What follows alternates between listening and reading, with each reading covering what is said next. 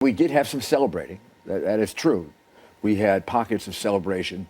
Some in Queens, some in Brooklyn. How many people? 10, 12, 30, 40. And those weren't just rumors. Those weren't just reports. No. You went out and checked them out. We had one situation in which a candy store owned by a Muslim family was celebrating that day right near a housing development, and the kids in the housing development came in and beat them up.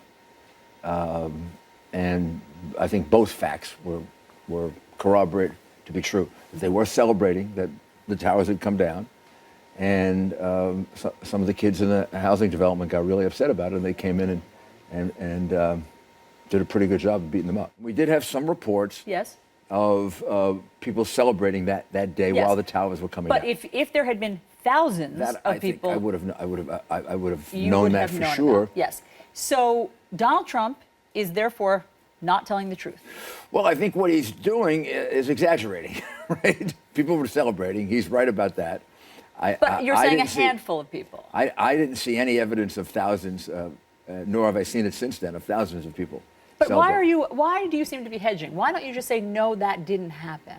Well, because I don't know if it didn't happen. I mean, But you would have known of thousands of people in New Jersey. I wouldn't have known if it happened in some part of New Jersey. I think that I would have come through your office. If thousands of extremists were celebrating, I think I would have. I think I would have, and I don't think it happened. He keeps saying it did. I don't want to say he's not telling the truth about it. Why not?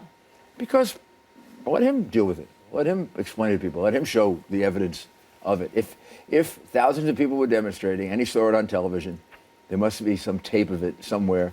If it shows up, it'll corroborate him. If it doesn't show up, it's going to make him look really bad.